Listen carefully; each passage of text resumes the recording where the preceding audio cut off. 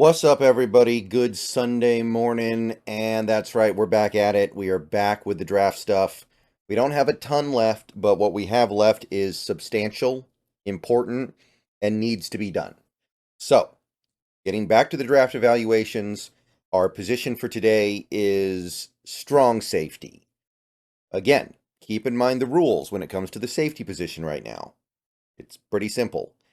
A safety in this defense is going to need to have versatility. They're going to need to be able to play up at the line of scrimmage and deep, or else they're hurting the defense that Mike Macdonald wants to run.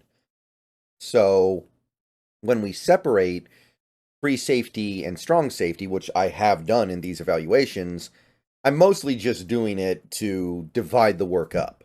It's not because it means that much. It doesn't, right?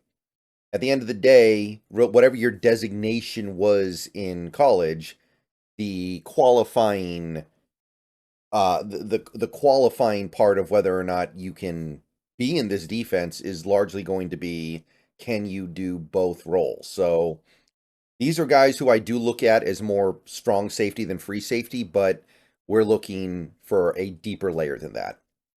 So this first video is going to take a look at the guys who I think will go in the top 100 at this position. And I'm just going to go ahead and say it right now. There's really only one, right? There's really only one strong safety that I see being a top 100 pick. Obviously, there were quite a few free safeties that I saw going here, but as far as strong safeties go, it's really just this guy. Jaden Hicks. He is local. A lot of my viewers will be fairly familiar with Jaden Hicks because he was a Cougar, and he was an important part of that team. So I don't have to go too in-depth to some of you, but nevertheless, 22 years old when the season starts, 6'2", 211 pounds, 31.5-inch arms, 9 3/8-inch hands, so he's got strong safety size, more or less. Combine was mostly good. His vert was good. His broad was okay. 3-cone was good.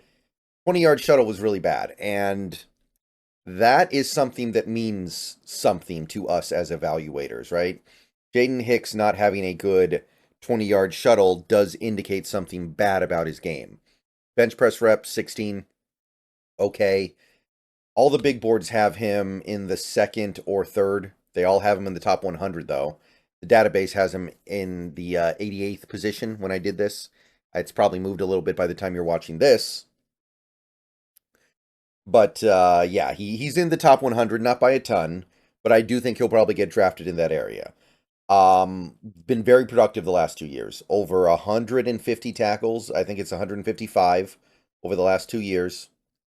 8 tackles for loss, 3.5 sacks, 3 picks.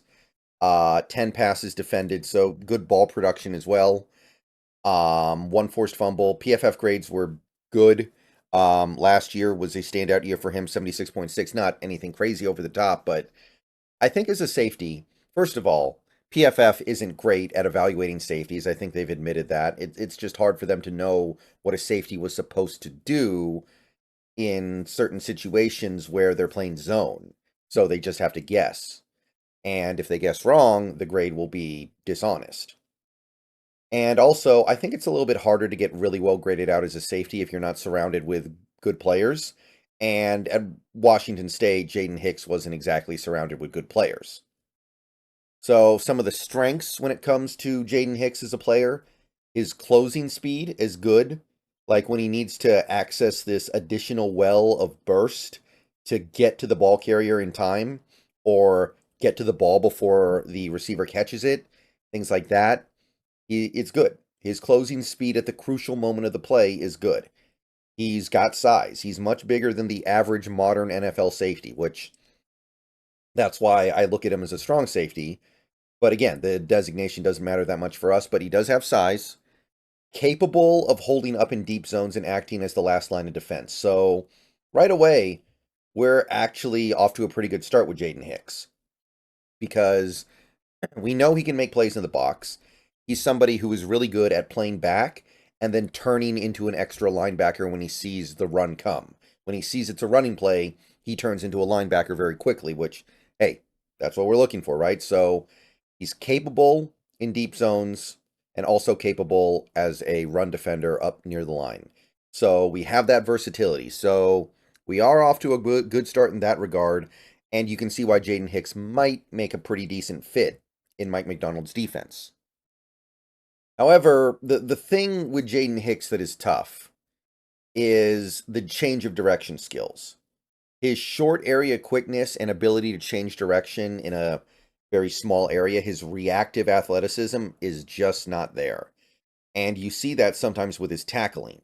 Like, he'll be in the open field with the opportunity to make a tackle, and the guy just shakes him, and Jaden Hicks doesn't have the, they call it reactive athleticism to do very much about it. So that's a big issue with somebody who is going to be, at least to some degree, a box safety. So there have been a lot of people who I pay at least some degree of attention to during this draft season that watched like 30 seconds of Hicks footage and turned it off because they were so down on his ability to make open field tackles and have the reactive athleticism to keep up. So that's the big problem with him. He also doesn't do that well taking on blockers. He's not good at slipping the blocker, not very good at shedding the blocker, moving through the blocker, moving through traffic, which is going to be an issue. And he's aggressive, right? Like I said, he plays deep zone, plays back, and he quickly turns into a linebacker when he sees what he thinks is a run play. He comes up aggressively, but comes with that biting on misdirection and biting on eye candy. So you can trick him. Play action, you can use that to trick him. You can even do some trick play stuff and he'll bite down hard on it. And you'll have some things happen where he should have probably stayed in his lane, but he bit too hard on what he was seeing rather than what was actually happening. So that's kind of a thing where it's hard to have one and not the other. If you're going to have a player who's aggressive, then you need to be willing to live with the results. And that's the case with Jaden Hicks. He's an aggressive player, and if you're going to have him on your team, you need to be willing to live with the results. So I like the physical traits. It's a really nice set of physical traits. I am just not so sure that somebody with this lack of reactive athleticism is going to work. It just makes it so hard for him to be able to tackle in the open field. He just can't keep up with more elusive runners. And that kind of threw me off a little bit. That put me off him a little bit, even though there's a lot of other stuff I like, admittedly. So I think that he needs to slip a little bit for me to be into it. Right now, he's like a mid to late third round pick on the aggregate.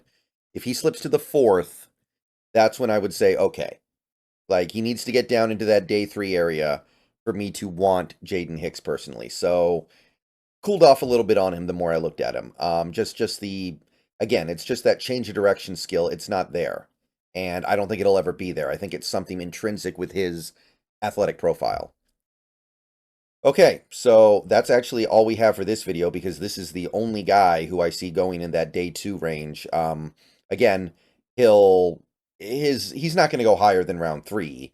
So he's not a first round or second round guy at all, but he's the best that we got in this group. All right. See you guys later. Go Hawks. More strong safeties coming soon as we wrap up this position.